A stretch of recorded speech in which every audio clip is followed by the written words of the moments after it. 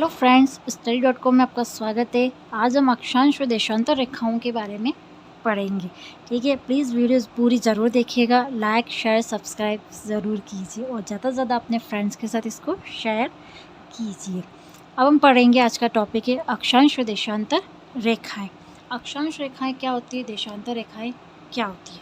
ठीक है, अक्षांश रेखाएँ जो यू आड़ी होती है वो अक्षांश रेखाएँ कहलाती है और जो खड़ी होती है वो देशांतर रेखाएँ कहलाती है। ठीक है, ये ग्लोब है, ये भूमध्य रेखा से नॉर्थ पोल मतलब उत्तरी गोलार्ध में 90 डिग्री होता है। यहाँ से यहाँ तक ये पॉइंट दिख रहे हैं, ये कितने होते हैं, 90 डिग्री के होते हैं। ये 90 बिंदु होते हैं, उतने ही वापस से ये 90 बिंदु नीचे होते हैं। तो उत्तरी गोलार्ध में 90 और दक्षिणी गोलार्ध में 90, तो कितने हुए, 90 और एक गिना जाता है 0 डिग्री भूमध्य रेखा का। तो अक्षांश बिंदुओं की संख्या कितनी होती है, 181। ठीक है, और अक्षांश रेखाओं की संख्या कितनी होती है, 179। 90 डिग्री उत्तरी गोलार्ध व 90 डिग्री दक्षिणी गोलार्ध में। अक्षांश रेखाएं नहीं बनाते, अक्षांश जो होता है ये अपनी रेखाएं नहीं बनाते। क्या होता है, ये 90 डिग्री पर पॉइंट नहीं बनता है। ठीक है, इसलिए इन दो पॉइंटों को रेखाएं नहीं बनाती है। ठीक है, जो 90 डिग्री उत्तरी गोलार्ध और 90 डिग्री दक्षिणी गोलार्ध ये रेखा नहीं बनाता है क्योंकि ये एक पॉइंट है दोनों, इसलिए। ठीक है, सभी अक्षांश रेखाएं वृत्ताकार होती है। ये जो सभी अक्षांश रेखाएं हैं ये वृत्ताकार होती है। सबसे बड़ा वृत्त भूमध्य रेखा बनाती है, इसलिए इसे महान वृत्त भी कहा जाता है। क्योंकि भूमध्य रेखा बिल्कुल बीच में होती है, तो यहाँ पर सबसे बड़ा वृत्त बनता है, इसलिए इसे महान वृत्त भी कहा जाता है।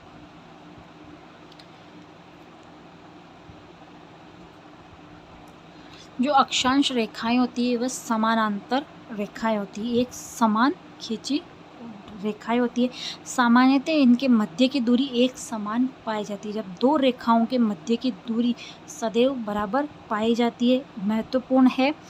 एक तो 0 डिग्री भूमध्य रेखा, उत्तरी गोलार्ध में 23.5 डिग्री कर्क रेखा, दक्षिणी गोलार्ध में 23.5 डिग्री मकर रेखा।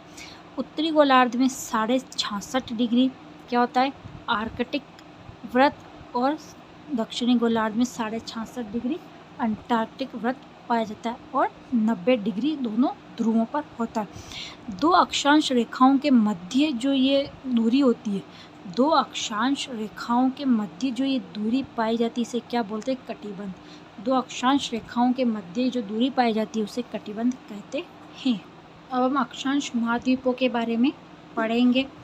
पहला एशिया, अफ्रीका, उत्तरी अमेरिका, दक्षिण अमेरिका, यूरोप और ऑस्ट्रेलिया। इनके आगे लिखना है एक ट्रिक है, आम आम आम। 3 बार क्या लिखना है, आम आम आम। फिर लिखना है द्वारा कवि कवि कवि। ठीक है, क्या लिखना है, आम आम आम कवि कवि कवि। 3 बार आम और 3 बार कवि लिखना है। एशिया महाद्वीप के अंदर आर्कटिक, महान वृत्त, कर्क रेखा और विषुवत रेखा, भूमध्य रेखा एशिया महाद्वीप से गुजरती है। ठीक है, फिर अफ्रीका महाद्वीप, इससे मकर रेखा, कर्क रेखा और भूमध्य रेखा गुजरती है। उत्तरी गोलार्ध में आर्कटिक वृत्त और कर्क रेखा, उत्तरी गोलार्ध में आर्कटिक वृत्त और कर्क रेखा गुजरती है। दक्षिणी गोलार्ध से मकर रेखा और विषुवत रेखा गुजरती है। यूरोप से आर्कटिक वृत्त और ऑस्ट्रेलिया से मकर रेखा गुजरती है। ये महाद्वीप से कौन कौन सी अक्षांश रेखाएं गुजरती है, ये उसकी ट्रिक है। ठीक है, अक्षांश रेखाएं। अब हम पढ़ेंगे देशांतर रेखाओं के बारे में। देशांतर रेखाओं के बारे में 1884 अंतर्राष्ट्रीय एक सम्मेलन हुआ था वाशिंगटन डीसी में, और उसमें इंग्लैंड, उसमें ग्रीनविच रेखा शाही खगोलशाला में इसको खोजी गई थी। देशांतर रेखाएं कितनी होती है, 360, और अक्षांश रेखाएं कितनी होती है, 179। ठीक है। उत्तरी गोलार्ध, दक्षिणी गोलार्ध, ये है ग्रीनविच रेखा, इधर पूर्वी गोलार्ध और पश्चिमी गोलार्ध, ठीक है। 180 डिग्री इधर, 180 कितने होते हैं, 360। सभी देशांतर रेखाएं अर्धवृत्ताकार होती है। ये एक पूरा वृत्त नहीं बनाती है, ये एक आधा वृत्त बनाएगी और इधर से आधा वृत्त बनाएगी, और अक्षांश रेखाएं पूर्ण वृत्ताकार होती है। देशांतर रेखाओं के मध्य सर्वाधिक दूरी भूमध्य रेखा पर होती है। जो ग्रीनविच, ये जो देशांतर रेखा होती है, सबसे ज़्यादा दूरी इसमें कहाँ होती है, ये जो भूमध्य रेखा होती है, यहाँ पर सर्वाधिक दूरी पाई जाती है, और दोनों ध्रुवों की ओर ये आपस में ज़्यादा नज़दीक होती है, और भूमध्य रेखा के यहाँ पर इनमें दूरी पाई जाती है। सबसे कम दूरी ध्रुवों पर होती है, ठीक है। भूमध्य रेखा पर इनकी दूरी होती है 1 डिग्री, हर 1 डिग्री पर 111.32 किलोमीटर, और ध्रुवों पर 0 डिग्री, 1 डिग्री पर 0 डिग्री दूरी पाई जाती है। सभी देशांतर रेखाएं अक्षांश रेखाओं को लंबवत काटती है। जो सभी देशांतर रेखाएं होती है, वह अक्षांश रेखाओं को लंबवत काटती है। ये होती है अक्षांश रेखाएं, और ये देशांतर रेखाएं तो लंबवत काट रही है।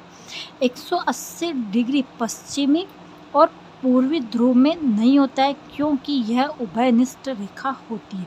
जो 180 होता है वो दोनों पश्चिमी और इसमें पूर्वी और पश्चिमी गोलार्ध में 180 डिग्री नहीं पाया जाता, क्योंकि ये उभयनिष्ठ रेखा मानी जाती है। ग्रीनविच रेखा को उभयनिष्ठ रेखा मानते हैं, क्योंकि इसके दोनों साइड में 180 डिग्री होता है, ठीक है। देशांतर रेखा से समय का निर्धारण करती है। देशांतर रेखा से समय का निर्धारण करती है। 180 डिग्री को अंतर्राष्ट्रीय तिथि रेखा कहा जाता है। और भारत की स्थिति ग्लोब पर कहाँ पर है, ये पूरा ग्लोब है, ये भूमध्य रेखा, ये ग्रीनविच रेखा। भारत की स्थिति कहाँ है, उत्तरी पूर्वी भाग में, उत्तरी पूर्वी भाग में भारत है। और जब दो अक्षांशों के मध्य की दूरी को कटिबंध कहा जाता है, और दो देशांतर रेखाओं के मध्य की दूरी को क्या कहा जाता है, गोर। जब दो और अक्षांश और देशांतर रेखाओं के मध्य जब दोनों अक्षांश और देशांतर रेखाएं जिस जगह काटती है, वो क्या कहलाता है, ग्रिड। क्या कहलाता है, ग्रिड, ठीक है। अब एक ग्रीनविच रेखा और भूमध्य रेखा कौन से महासागर में काटती है। ग्रीनविच रेखा और भूमध्य रेखा दोनों कौन से महासागर में काटती है, दोनों अटलांटिक महासागर में काटती है। ग्रीनविच रेखा और भूमध्य रेखा अटलांटिक महासागर में एक दूसरे को काटती है, ठीक है। 180 डिग्री अंतर्राष्ट्रीय तिथि रेखा प्रशांत महासागर और अटलांटिक महासागर, ठीक है। इधर प्रशांत महासागर है, इधर अटलांटिक महासागर है। और ये जो ग्रीनविच रेखा है ये यहाँ पर है, और इससे क्या कहते हैं, अंतर्राष्ट्रीय तिथि रेखा कहा जाता है, ठीक है। अब अंतर्राष्ट्रीय तिथि रेखा 180 डिग्री कहलाती है, उससे हम समय का निर्धारण कैसे कर सकते हैं। ये है 12 बज रही है ग्रीनविच रेखा, ठीक है। ग्रीनविच रेखा के पूर्व की ओर तो समय बढ़ेगा और पश्चिम की ओर समय घटेगा, ठीक है। ये ग्रीनविच रेखा 12 बज रही है, तो हर 15 डिग्री हर 15 डिग्री पर 1 घंटा जुड़ता जाता है। हर 15 डिग्री पर 1 घंटा जुड़ेगा, किधर, पूर्वी दिशा में। और ग्रीनविच रेखा के पश्चिमी भाग में हर 15 डिग्री पर 1 घंटा घटेगा। अगर यहाँ पर ग्रीनविच रेखा पर अभी 12 बज रहे हैं, तो अगर हम पूर्व की ओर चलेंगे तो उसमें हर 15 डिग्री पर 1 घंटा जुड़ जाएगा। जैसे ग्रीनविच रेखा पर अगर अभी 12 बज रहे हैं, ठीक है, तो अगर हम लोग 60 डिग्री तक जाते हैं तो 60 डिग्री में 4 घंटे जुड़ जाते हैं, तो 12 + 4 तो कितनी बज रही है, शाम की 4 बजती है, ठीक है।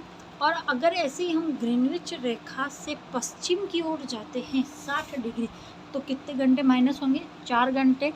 तो 12 में से 4 गए तो कितने बचेंगे, सुबह कितनी बजेगी, उस समय वहाँ पर सुबह की 8 बज रही होगी, अब एक होता है सीजीगी। सीजीगी किसे कहते हैं? सीजीगी क्या होता है?